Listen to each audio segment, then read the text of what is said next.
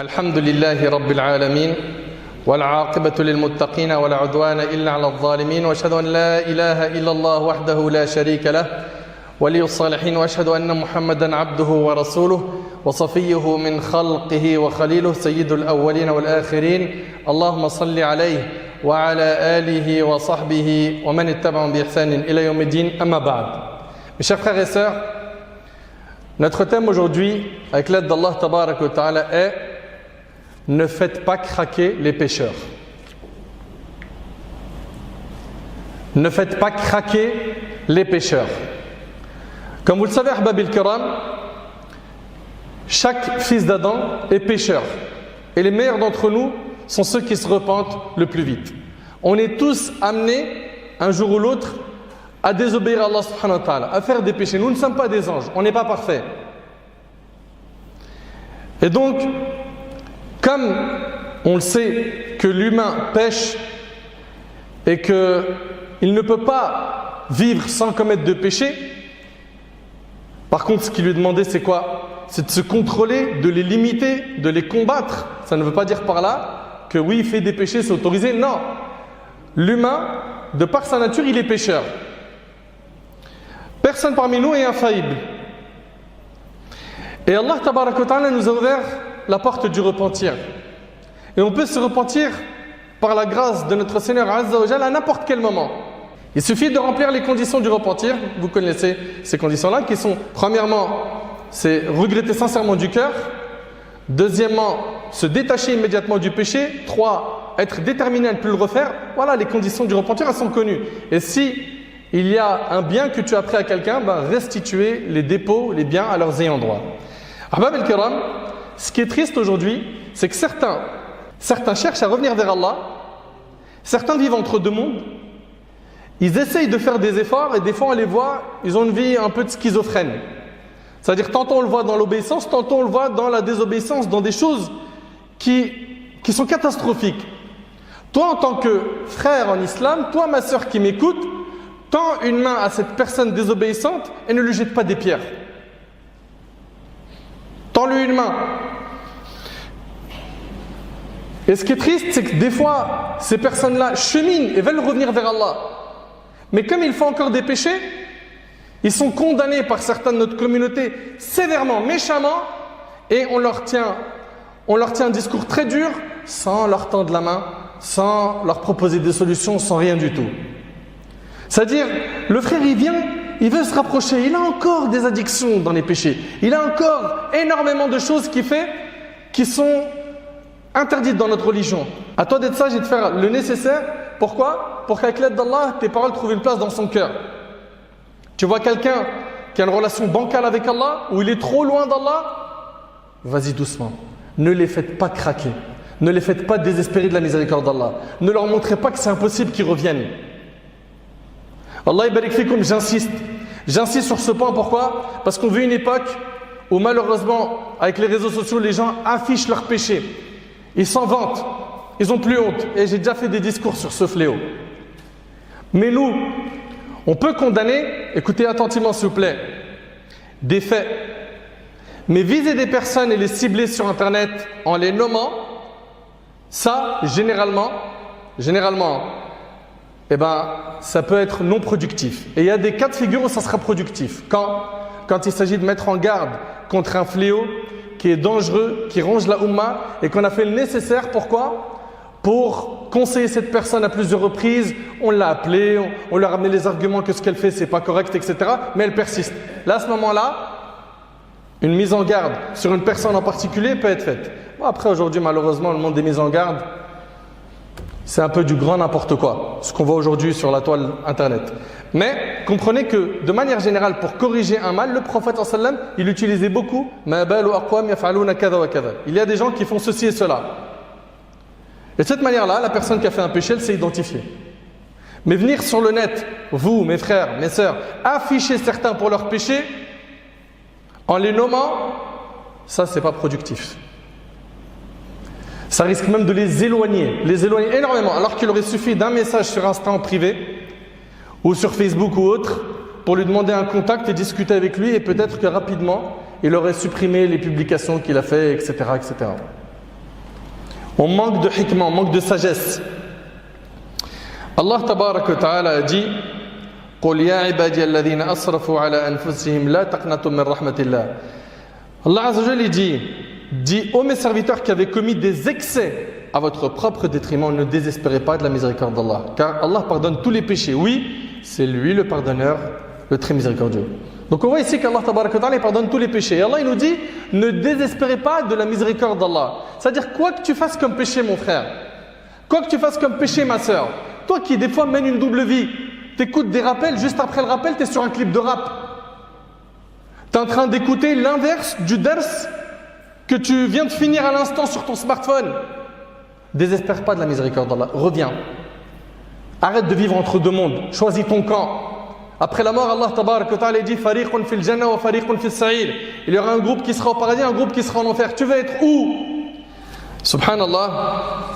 Regardez ce hadith, Abu Huraira radiyallahu anhu. Il dit une fois, le messager d'Allah sallallahu alayhi wa sallam passa près d'un groupe de ses compagnons qui étaient en train de rire. Il leur a dit, si vous saviez ce que je sais, vous ririez peu et pleureriez beaucoup. Vous connaissez ce hadith?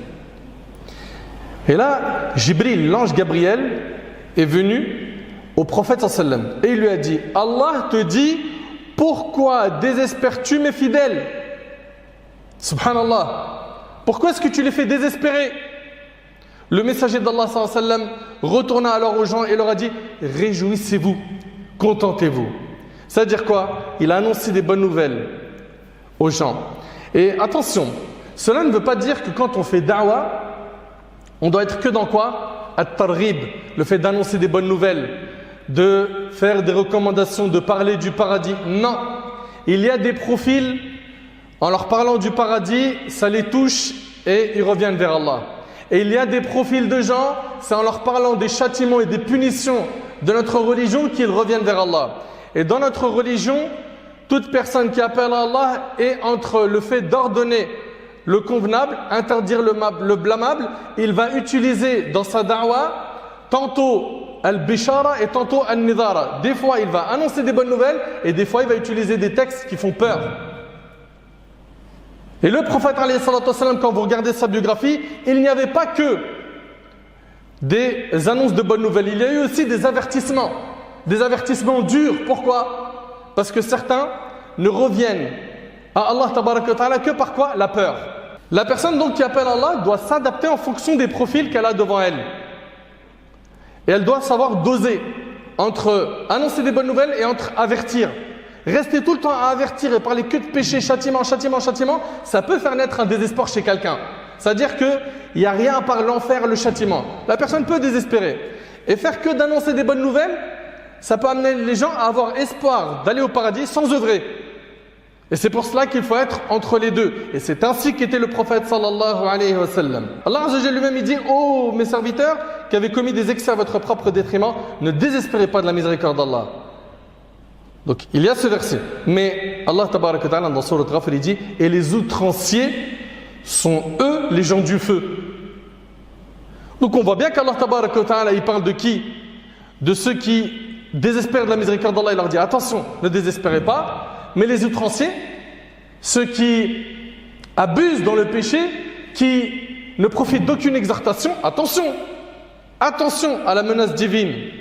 Fahbab al-Kiram, soyons très attentifs à ne pas éloigner quelqu'un qui aimerait revenir vers Allah. Il arrive des fois qu'on voit un frère, il fume, il est en train de dire des vulgarités, sa fréquentation est très mauvaise, il joue au jeu de hasard, il fait la promotion sur les réseaux sociaux comme sur Snap ou Insta, la promotion des péchés. Ya akhi, ne lui jette pas une pierre, va le voir, essaie de le conseiller. Sois toi la personne qui lui tend la main, avec douceur, avec sagesse, avec argument. Va le voir donc avec douceur, sagesse, et parle-lui. Et des fois pareil, on voit des sœurs de notre religion, qui aiment Allah et son messager. Mais parfois, il arrive que ça ne se voit pas sur le code vestimentaire. Et ça, vous le savez. Wallah il y a des fois des sœurs de notre religion qui vont mettre des vêtements qui ne respectent pas le code vestimentaire islamique. Mais quand tu parles avec elle, Wallah elle aime Allah et son messager. Et je ne suis pas en train de dire que tout le monde est dans le même sac. Hein? Je ne suis pas en train de dire que celles qui ne portent pas le voile ou qui s'habillent mal aiment toutes Allah et son messager. J'ai dit certains. À chaque fois, je dis bien certains. Il y en a. Ces personnes-là, rapprochez-les. Tendez-leur la main. Au lieu de les déchirer sur les réseaux sociaux comme on le voit aujourd'hui par des commentaires durs, tends-lui la main. Qui a pensé une fois, en voyant quelqu'un qui fait quelque chose de grave sur le net, à envoyer à cette personne: mon frère, ittaqillah. Mon frère, ma soeur, à la fin de cette vie, il y a quelque chose qui joue. C'est Jannah ou Nar. Fais le bon choix. Le prophète sallallahu alayhi wa sallam a dit dans le hadith d'Abi Huraira: si vous péchiez au point que vos péchés atteignent le ciel, puis qu'ensuite vous vous repentiez, Allah accepterait assurément votre repentir, rapporté par Ibn Majah. Omar ibn Khattab radiallahu anhu rapporte qu'un homme à l'époque du prophète sallam se nommait Abdullah. Son surnom était Himar. Ce dernier faisait rire le prophète sallam. Le hadith il est rapporté par l'imam al-Bukhari. Le prophète sallam lui avait déjà fait appliquer la sanction du buveur de vin. Un jour il fut ramené de nouveau afin d'être puni pour cet acte qui est de consommer le vin. Quelqu'un qui était présent a dit qu'Allah le maudisse. Combien de fois on l'a fait venir pour la même offense? Le prophète sallam dit alors: ne le maudis pas, car je jure par Allah qu'il aime Allah et son messager. Allahu Akbar. C'est quelqu'un qui boit de l'alcool. Le prophète sallam dit: ne le maudis pas. Il aime Allah et son messager. Il a cette faiblesse, mais c'est quelqu'un dans son cœur, il aime la religion. Dans une autre version de Sahih al-Bukhari, le prophète sallam a dit: n'aidez pas le diable contre lui. Ne l'enfoncez pas dans son trou. Il est dans un trou, ne l'enfonce pas encore plus. Tendez la main aux pécheurs. Mes frères, mes sœurs, on étudie la biographie de certains compagnons, de certains parmi nos pieux prédécesseurs, de certains grands savants de l'islam. Et parfois on se rend compte qu'avant l'islam, certains parmi eux étaient très très loin d'Allah. Hormis le shirk et le kufr, le fait d'associer Allah, de mécroire en Allah, certains pillaient, certains buvaient, certains s'adonnaient au jeu de hasard, certains commettaient la fornication, buvaient de l'alcool, etc. Et ils se sont repentis. Mais qu'est-ce qui s'est passé? La phase de transition, il y a une main qui a été tendue avec douceur et miséricorde. Soyons cette main.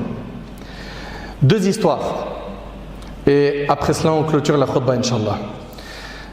Al-Fudayl ibn Iyad, rahimahullah. C'est un homme qui escalade un mur pour rejoindre son amante, une femme qu'il aimait. C'est un homme à la triste réputation, un voleur, un bandit, qui a fait énormément de péchés. Il grimpe le long de ce mur dans le but de commettre d'autres péchés, sans savoir qu'il est à un tournant de sa vie. Allahu Akbar. Et pendant qu'il est en train de monter sur ce mur, il entend quelqu'un réciter le verset suivant: Alam ya'nani alladhina amanu an takhsha'a qulubuhum li dhikrillah wa ma nazala min al-haqq. Le moment n'est-il pas venu pour ceux qui ont cru que leur cœur s'humilie à l'évocation d'Allah et devant ce qui est descendu de la vérité, c'est-à-dire le Coran? Subhanallah. Le récit de cet homme est celui de Al-Fudayl ibn Iyad. On vous a dit c'était quelqu'un qui était loin d'Allah. Il a été foudroyé, subhanallah, en écoutant ce verset. C'est comme une flèche qui lui a pénétré le cœur. Et ça a été la cause de son repentir. Et par la suite, il est devenu un savant pieux, un ascète. Cet homme, on vous a dit, c'est Al-Fudayl ibn Iyad, rahimahullah. En résumé, c'était quoi sa vie? C'était un bandit de grand chemin, courageux et bien bâti, qui opérait avec sa bande entre les villes de Abi Ward et Sarah. De nuit, armé d'une hache et d'un couteau, il barrait la route aux caravanes, il les dépouillait. Les gens se faisaient entre eux ces recommandations: faites attention à Al-Fudayl, prenez garde d'Al-Fudayl. La mère disait à son enfant, afin de l'effrayer et l'inciter à ne plus chahuter et dormir: tais-toi, si tu ne veux pas que je te donne Al-Fudayl. Mais vous imaginez un petit peu? C'était une terreur. Il manifesta son repentir un jour qu'il rendait visite à une femme dont il était épris. Il l'aimait. Alors qu'il escaladait le mur de la maison de sa maîtresse, il entendit une personne réciter le verset suivant: Alam ya'nin alladhina amanu an takhsha'a qulubuhum li dhikrillah wa ma nazala min al-haqq wa la yakunu kalladhina utul kitaba min qabl fatala alayhim al-amad faqasat qulubuhum wa kathirun minhum fasiqun. Le moment n'est-il pas venu pour ceux qui ont cru que leur cœur s'humiliait à l'évocation d'Allah et devant ce qui est descendu de la vérité, à savoir le Coran, et de ne pas être pareil à ceux qui ont reçu le livre avant eux? Ceux-ci trouvèrent le temps assez long et leurs cœurs s'endurcirent et beaucoup d'entre eux sont pervers. À peine il a entendu ce verset, il a dit: oh que si, Seigneur, le moment est venu. Il a fait alors demi-tour et s'en alla. La nuit tomba alors qu'il se trouvait à proximité de la ville de Khariba, où il croisa des voyageurs. Il les entendit dire: levons le camp. Mais l'un d'eux fit la remarque suivante: attendons que le matin se lève, car Al-Fudayl rôde dans les parages et pourrait bien nous attaquer. Ça y est, il s'est repenti, mais il entend encore son nom qui circule comme étant une menace. Al-Fudayl dit alors: je me suis mis à songer à ma situation. Moi qui m'employais la nuit à commettre des péchés et qui inspirais de la peur à des musulmans, je me disais qu'Allah subhanahu wa ta'ala ne m'avait fait venir près d'eux que pour me dissuader et m'obliger à me repentir. Oh Allah, certes, je me repens près de toi. Et regardez ce qu'il a dit: mon repentir consistera dès lors à m'installer à proximité de la maison sacrée. Il s'est donc installé à la Mecque. Vivant désormais à la Mecque, personne n'aurait pu imaginer que cet ascète, cet homme pieux, était un ancien bandit de brigand. Personne ne pouvait imaginer, lui qui vivait maintenant à la Mecque, que dans son passé, cet homme-là, qui aujourd'hui est un ascète, un pieux, était anciennement un bandit de grand chemin. Subhanallah. Et regardez les témoignages des gens de son époque. D'après Ibrahim ibn al-Ash'ath, il a dit: je n'ai jamais rencontré personne qui porte Allah Azza wa Jal en son cœur plus qu'Al-Fudayl. Lorsqu'il mentionnait Allah, ou qu'on le mentionnait en sa présence, ou encore quand il entendait le Coran, on pouvait voir de la crainte et de la tristesse sur son visage. Ses yeux débordaient de larmes et il se mettait à pleurer au point que les gens en sa présence étaient pris de compassion. Il était tout le temps triste et méditait beaucoup. Je n'ai jamais vu personne qui cherchait autant la satisfaction d'Allah à travers ses œuvres, ses dons, ses dépenses et sa retenue, sa colère et son amour que lui. Ça, c'est Al-Fudayl ibn Iyad. Qu'est-ce qu'il est devenu après? Ishaq ibn Ibrahim rapporte avoir entendu Al-Fudayl dire: si tu n'es pas capable de prier la nuit et de jeûner le jour, sache que tu as été privé et entravé. Ton entrave étant tes péchés. C'était quelqu'un qui barrait la route des voyageurs, un brigand de chemin. Vous écoutez? Il en arrivait à un stade où il était très sensible. Quand il entendait un verset du Coran, quand on parlait d'Allah, il pleurait. C'était quelqu'un qui priait la nuit, qui jeûnait. C'était quelqu'un de pieux, un ascète. Pensez donc à ces personnes que vous voyez sur les réseaux sociaux, qui pour certains, ils affichent leurs péchés. Dites-vous que c'est possible que par ton biais, par ton intelligence, ta sagesse, bien sûr par la volonté divine avant tout, Allah Ta'ala il peut faire en sorte que tu sois une cause de la guidée de ces personnes. Tends-leur la main. Sois hakim, sage. Un deuxième exemple qui est aussi impressionnant, et c'est avec ça qu'on termine Inch'Allah, c'est l'histoire de Malik ibn Dinar, rahimahullah. On raconte que par le passé, un homme qui s'appelait Malik ibn Dinar, rahimahullah, désobéissait à Allah, il buvait de l'alcool, c'était un homme couvert de péchés. Mais un jour, Allah tabaraka wa ta'ala lui fit miséricorde et il s'est repenti d'un repentir sincère. Son histoire, voici le récit de son histoire. Il dit: j'ai commencé ma vie égarée, porté sur le vin et enclin à commettre tous les actes de désobéissance. Je faisais tous les péchés. Je lésais les gens dans le droit, je pratiquais l'usure, j'agressais les gens, je commettais tous les péchés possibles. Les gens m'évitaient à cause de mon comportement. Cependant, un jour, j'ai voulu me marier et avoir une fille. De ce fait, je me suis marié et j'ai eu une fille à qui j'ai donné le nom de Fatima. Je l'ai aimée d'un grand amour. À chaque fois qu'elle grandissait, la foi augmentait dans mon cœur et le péché y diminuait. Parfois, en me voyant tenir un verre de vin dans ma main, elle s'approchait de moi et le renversait. Alors qu'elle avait que 2 ans. C'est comme si Allah lui a inspiré de faire cela. Plus Fatima grandissait, sa fille, plus ma foi augmentait et je m'éloignais des péchés. Mais à l'âge de 3 ans, il a été touché par une épreuve, Malik ibn Dinar. Sa fille qu'il aimait énormément, sa fille de 3 ans est morte. Sa fille de 3 ans est morte. Je suis alors devenu pire que je ne l'étais. Je n'avais pas la patience des croyants qui pouvaient m'aider à supporter cette épreuve. Mon comportement était devenu pire qu'avant et le diable s'est joué de moi comme il a voulu. Un jour, le diable m'a suggéré de m'enivrer comme si je ne l'avais jamais fait auparavant. J'ai pris alors du vin et je n'ai cessé d'en boire toute la nuit au point que je voyais toutes sortes de rêves. C'est alors que j'ai eu cette vision et regardé ce rêve étrange, ce rêve impressionnant. Je me suis vu le jour du jugement alors que le soleil a disparu, que les mers se sont transformées en feu et que la terre avait tremblé violemment. Les gens étaient rassemblés pour le jugement dernier. Ils formaient des groupes et des groupes. Ils étaient nombreux. Et moi j'étais au milieu d'eux. C'est alors que j'ai entendu un héros crier « Oh un tel, viens passer en jugement devant le Tout-Puissant !» J'ai vu le visage de cet homme devenir noir de peur. Tout à coup, le monde s'est caché à ma vue. Et il ne resta personne à l'endroit du jugement. Ensuite, j'ai vu un gros serpent terrifiant venir vers moi, la bouche ouverte. Je me suis sauvé à sa vue et j'ai couru autant que j'ai pu pour l'échapper. J'ai rencontré sur mon chemin un vieillard frêle et je lui ai dit « Sauve-moi de ce serpent ». Il m'a répondu « Oh mon fils, je suis très faible, je ne peux rien pour toi. Cependant, dans cette direction, peut-être que tu pourras lui échapper. » J'ai suivi son conseil et j'ai pris la direction indiquée, poursuivi par le serpent. Mais j'ai trouvé devant moi un grand feu. Je me suis dit alors, j'échappe au serpent pour tomber dans le feu? C'est pas possible. Je suis revenu en courant, tandis que le serpent se rapprochait de moi. Tout ça, c'est dans son rêve. Écoutez bien, il dit qu'il a revu le vieux devant lui. Il lui a dit, je t'adjure devant Allah, aide-moi. Il pleura de compassion à la vue de mon état et me dit, je suis faible comme tu le vois et je ne peux rien pour toi. Va cependant du côté de cette montagne, peut-être que tu pourras lui échapper. J'ai suivi son conseil et j'ai couru vers la montagne alors que le serpent était sur le point de m'attraper.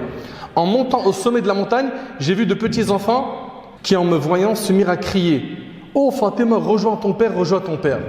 Donc dans ce climat du jour du jugement, après avoir escaladé cette montagne, il voit qui? Sa fille, Fatima. « Rejoins ton père ». J'ai su alors qu'il s'agissait de ma fille. Je me suis alors réjoui donc d'avoir une fille qui est morte à l'âge de 3 ans et qui vient pour me sauver de cette situation. Elle m'a pris alors par sa main droite et a repoussé le serpent par sa main gauche. Tandis que j'étais comme un mort tellement j'avais peur. Ensuite, elle s'est mise sur mes genoux, comme elle le faisait dans ce bas monde, et elle lui a dit « Ô Père, le moment n'est-il pas venu pour les cœurs des croyants de s'humilier en entendant le rappel d'Allah ?» Le même verset qu'a écouté Al-Fadl ibn Iyad. J'ai dit alors « Oh ma fille, qui est ce serpent ?» Elle lui a dit « Ce sont tes mauvaises actions, Père. Tu les as engraissées et fait grossir jusqu'à ce qu'elles ont failli te dévorer. Ne sais-tu pas, Père, que les mauvaises actions de ce monde se matérialisent le jour du jugement ?» Allahu Akbar. Il lui a dit « Et qui est ce vieillard frêle ?» Elle lui a dit « Ce sont tes bonnes actions. Tu les as affaiblies et rendues frêles jusqu'à ce que cet homme a pleuré devant ton état en ne pouvant pas te venir en aide. » Subhanallah. Cette personne âgée, ce vieux, c'était ses bonnes actions qui l'avaient affaibli. Et ce serpent, c'était quoi? C'était ses péchés. Ensuite, elle lui a dit, si tu ne m'avais pas enfanté et si je n'étais pas morte en bas âge, rien ne t'aurait sauvé de ce serpent. J'ai entendu le verset, le moment n'est-il pas venu pour les cœurs des croyants de s'humilier en entendant le rappel d'Allah? Je me suis réveillé alors en criant, oui, le moment est venu Seigneur, oui, le moment est venu Seigneur. Et il s'est repenti, rahmatullahi alayhi.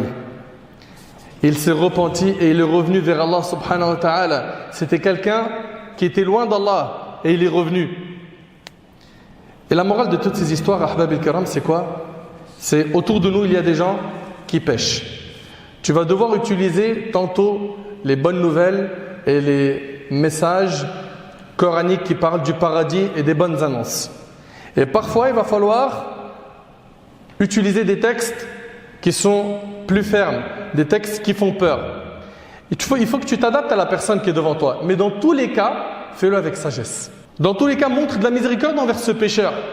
Et ne prends pas des pierres et tu lui jettes des pierres et tu le déchires et tu le salis sur les réseaux sociaux, comme j'entends aujourd'hui des choses qui m'étonnent.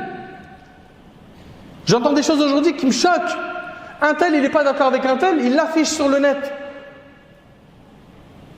Mais à ce que je sache, vous êtes musulmans.